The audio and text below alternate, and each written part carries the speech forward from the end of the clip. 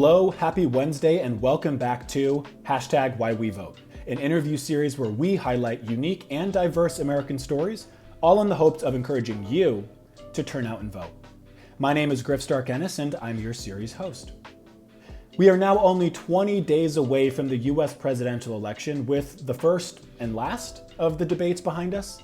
Millions of people have already filled out and mailed in their ballots, so be sure to check on your registration status if you've yet to do so. For this week's episode, we flipped the script, and I took a turn in the interviewee's seat. As a biracial, adopted, farm-raised, well-educated queer person that's now living in Los Angeles, I've had a pretty unique journey to get me to where I am today.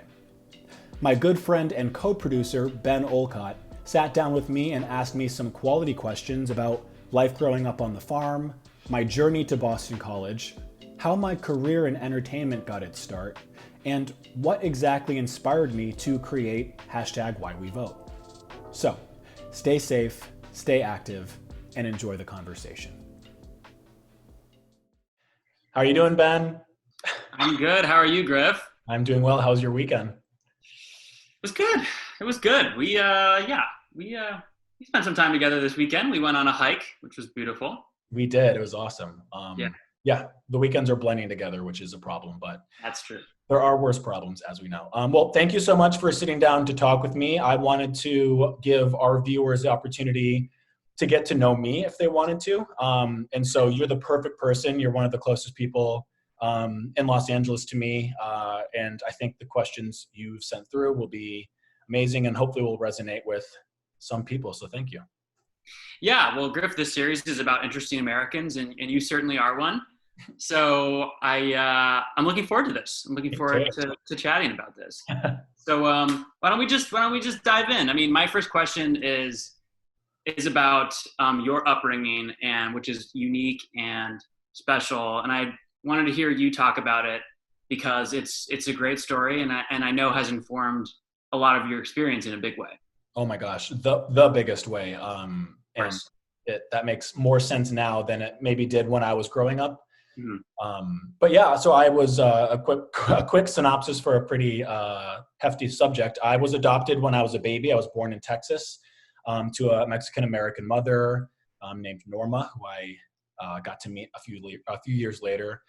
Adopted when I was 2 weeks by Griff Stark and Kevin Ennis, my parents, raised in northern New York in an area called the Thousand Islands, which is beautiful nature-wise, but very, very small. It's very much a farm community, especially the town I grew up in. So, and by nature, there aren't that many people of color up there. And so not only being adopted, but being a brown person who later, discovered he was queer, made for a really interesting environmental upbringing.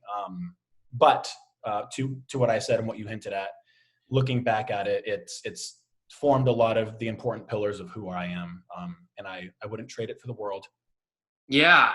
I mean, certainly transitioning from that, which was sort of, as you've told it to me, sort of like living in farmland and like having a really, really small high school. That was a big transition from that to where we met, which was at Boston College, which is also predominantly white, but but is a huge entree into sort of like the world, whether it's dealing with money, politics, education, all of this stuff. So tell me what that was like from you, going from, this one world where you were definitely like in a small pond to what is a really big pond in a major city.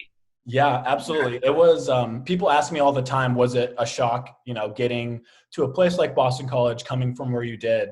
And just to highlight, like my graduating class in high school was 19 people. So that kind of gives maybe some context for how small it was. That's amazing. I think when I graduated from high school and when I was, prepared to go down to Boston for college, at Boston College, I was just really eager and ready to experience things. Growing up where I did, yes, has formed a lot within me, but objectively there isn't much going on, or at least the things that were going on weren't for me. And so when I got to BC, to your point, I had to acclimate to a lot, like a different type of person, a different type of like wealth, socioeconomic culture. It was the first time I had been around people that were Black like me, which is funny because BC, again, is not the epitome of diversity. But for a kid growing up on a farm, I got there and I was like, oh, these people have the same skin color as me, which Yeah. hadn't really happened before growing up. And so it was kind of a balance of just taking, I think, all of freshman year, in all honesty, to acclimate, to figure out this new environment, while also just being very excited for the academic challenges that were very quickly presented to me, the social challenges of meeting new friends, like the kids I graduated with in high school, I knew since kindergarten. So freshman year, I had to like introduce myself and kind of what we're doing now, tell my story, but maybe not to the full extent because it was a lot to unpack. First meeting someone, but yeah, it was an incredible experience, but it was very different than what I knew. Yeah, like so, and you found some interesting opportunities at Boston College. So you were, like, I know that you were, as you were getting started and all this stuff, you were also had always been dreaming of acting, and you also found opportunities for modeling and while you were at BC. And so tell me, like, what were the years like when you were starting to model and you were sort of like facing the end of BC or facing the real world? Like, what were you thinking about what comes next for you? Yeah, so I had always been interested in, modeling or photography or something in front of the camera, and I have the verbiage to describe that now. Back then, I didn't really know how to approach that or whatnot. Again, freshman year, fully focused on academics. I had to really scale up to compete with some kids that had come from private schools or boarding schools and just had a lot more access to things than I did growing up. So that was my main priority. Sophomore year, actually, went into the city with a friend to get a slice of pizza on Newbury Street. And we were leaving the brownstone, and I saw on the mail plate an agency that I had done a little bit of research on in my freshman year and bleeding into my sophomore year. And very spur of the moment, I told my friend to wait. I ran up the stairs to the floor that the agency was on and popped my head and was just like, hi, I'm interested in modeling. How do I do that? And they were just probably like, wow, this kid is so green. But I guess they saw potential.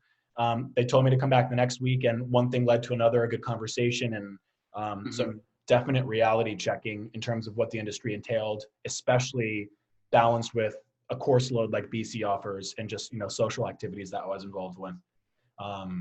So yeah, I mean, I started very quickly working professionally as a model in the New England area. My first client was New Balance, this crazy Paul Revere themed night shoot in the winter. It was very intense. And that kind of got the ball rolling. I continued to do that throughout my college career up until senior year. Definitely a balancing act because you want to be professional, but you also want to get good grades and do well in school and have all the experiences there. And then graduating, I matriculated into corporate America. I worked for Condé Nast my first year out of college for Vogue and Condé Nast Traveler and Architectural Digest in a marketing capacity, and then eventually went to Bain & Company, a management consulting firm, on their recruiting team, and then a more permanent position at the Boston Consulting Group, also on their recruiting team, just heading a process instead of assisting with it. All while continuing to model, getting my feet wet in acting. Again, the balancing act of BCP and their demands, and then obviously client demands and work in entertainment and fashion. And that's kind of how it started over there. And obviously I came over here, which we can talk about, but it was an incredible time to discover myself in really every way possible: academic, school, socially, meeting people like you. That was okay. And then, professionally in Boston as a model and actor, which was interesting. Yeah, and eventually you sort of decided okay, you were happy and doing well in this one career path, but you were really interested in this thing and had been interested in it your whole life, which is acting and this career in the arts. And as you've told it to me, one day you just decided, I have to take this plunge now if I'm going to do it. And you chose to really do it. And so you're out here in Los Angeles, you've taken the plunge. Tell me what that transition was like and, how it's been here so far. Yeah, it was a well thought out transition, I will say. I obviously, like I said, worked in corporate and continued to do things part-time, which I kind of got in trouble for a few times. But That's for another interview. And yeah, I got to a point where at BCG, which was an incredible experience. I worked with some of the most impressive people, and I, think I drove a lot of value for the company and my time there. But Mhm. I had completed 2 years there and kind of was, naturally looking at the opportunities there that might have presented themselves if I had stayed. And I wasn't fully excited about any of them. I realized I kind of got what I needed from this experience, and I wanted to not only leave on a high note and with a good experience personally, but I also know the industry because I started working in it my sophomore year and have been studying it since I was a little kid. In all honesty, like youth matters to a certain extent, and I wasn't getting any younger. I was 25 at the time, and yeah, I decided with a lot of support from everyone, friends, family, even at BCG, to capitalize on the now and chase something that was a little bit more restricting. I had a great experience in corporate America, but those opportunities will always be there. The opportunity to do what I've done the last 3 years, that's trickier. And so I wanted to do it now before I got too comfortable with the salary and the medical benefits. I gave all that up and to chase this new adventure. I booked a one-way ticket to LA, and the rest is history. Yeah, I mean, and as we were saying off Zoom, like one thing that made you nervous about it was that you were like, you didn't think that as the actor and who you are as a person was going to be viable in this really competitive industry. You thought, well, I'm a Black queer man. Is this what Hollywood wants? And like historically, the answer has been like, no. I mean, that's changing now, but how is your experience with that? How's that been? Like, how has changing Hollywood been a part of your life?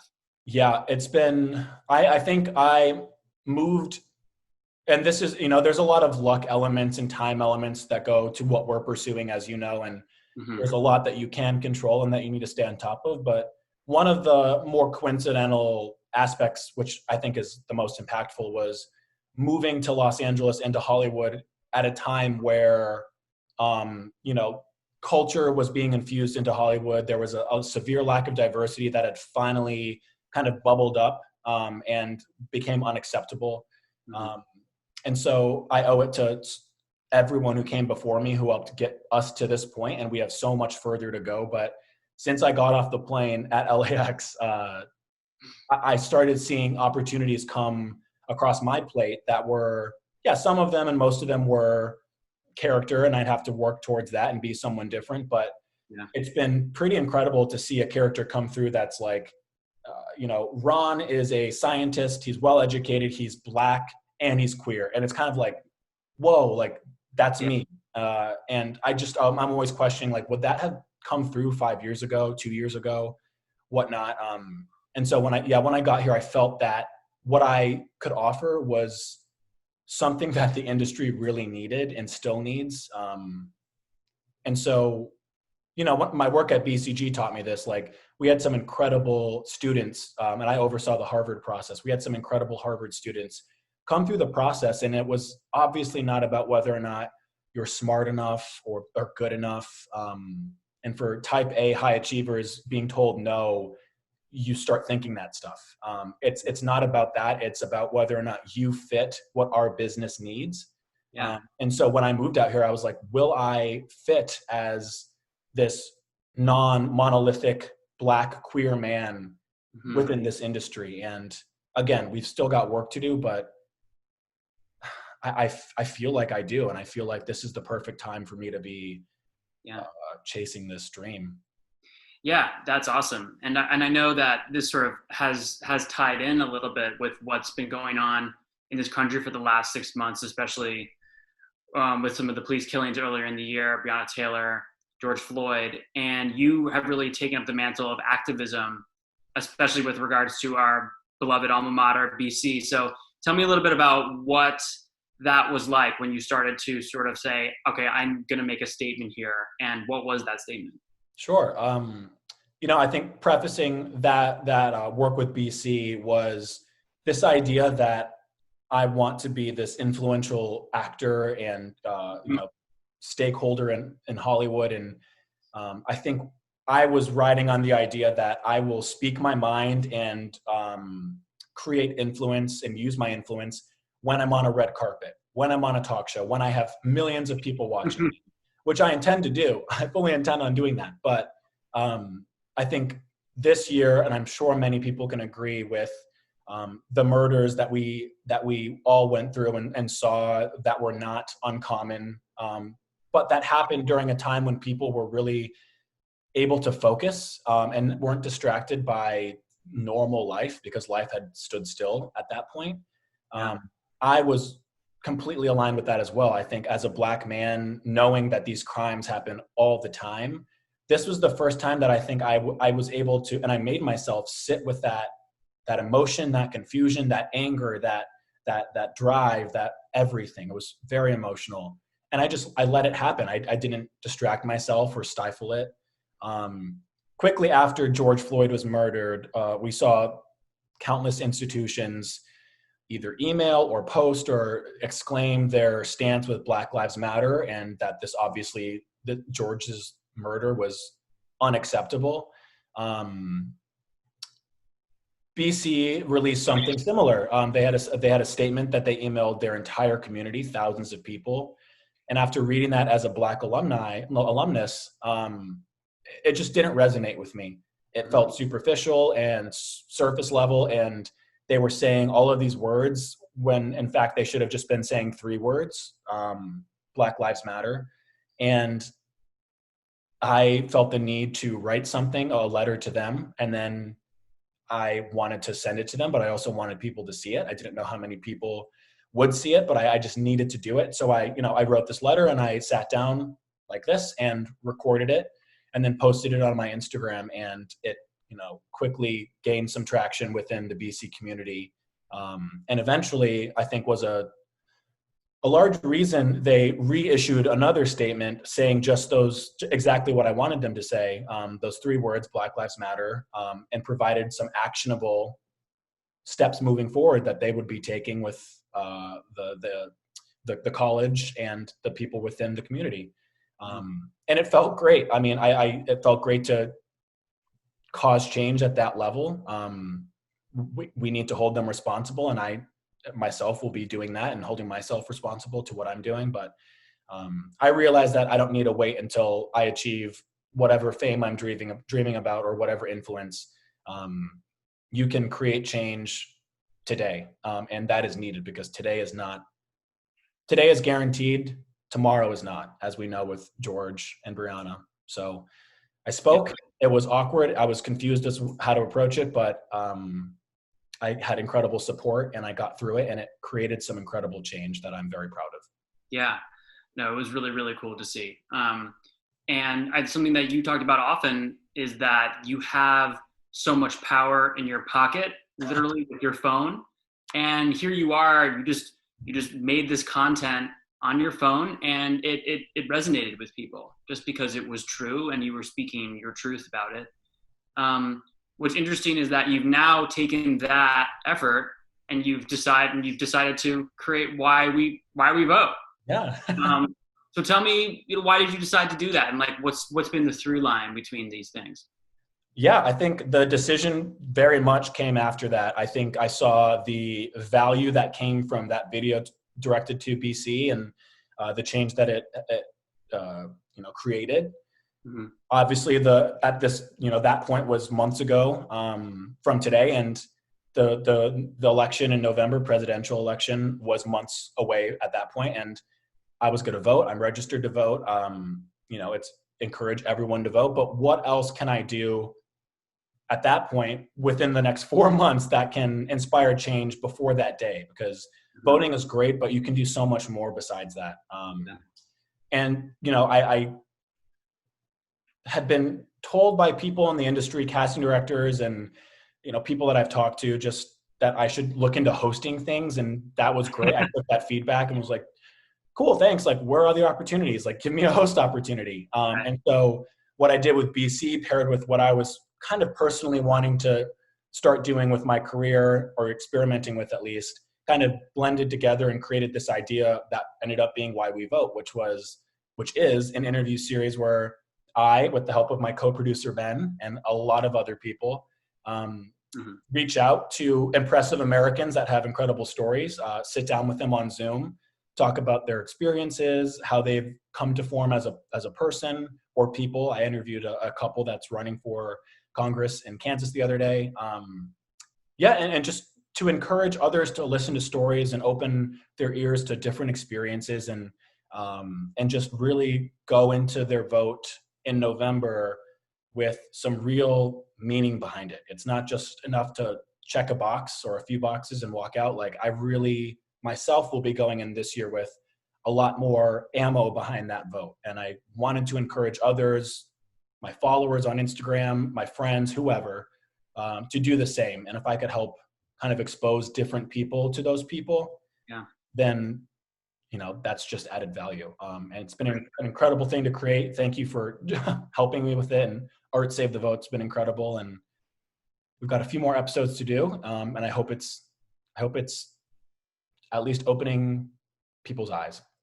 Well, it's been great so far, Griff, and I think it does do exactly that. It tells us that we're all in it together. There are a lot of people whose lives are at stake here in a real way, and who voting really matters for. Yeah. So it's been great, Griff, and thank you for getting it started and being such a wonderful host. Oh, thank you. I tried really hard. Yeah, and I think just closing it out on my end, at least, like, I'm hoping, like what I said, people are voting with a lot of intention. And I think the questions you've asked me have highlighted, who I am. I grew up in an all white environment. I have white parents. I have a very diverse kind of network of friends. And I think I owe it to them, but also more importantly to myself as an adopted Black, biracial, Black and Native American and Mexican, queer, educated person, to help those people within my life understand that we both have the same equity in our vote, but that vote doesn't necessarily affect everyone equally. And the result of that vote doesn't. And so, like I said, I wanted to speak now because I am someone who needs that vote to matter this November. Like you said, it's life or death with some people. I'm fortunate enough to be safe and secure and have a support system. But we've seen that many others, especially during COVID, don't have that support. So vote with meaning. Absolutely. Amen to that. Well, thank you so much for joining with me. I hope this helps our viewers understand a little bit about why I created this and where I'm coming from. And you've been a great partner in all of this novel experience for me. And I have to thank Art Save the Vote and everyone included within that organization who brought all of us together to create change and some meaningful content. And so thanks for chatting with me, Ben. Of course. Anytime, Griff. All right. I'll see you tomorrow. Probably. Okay. Yeah. Bye.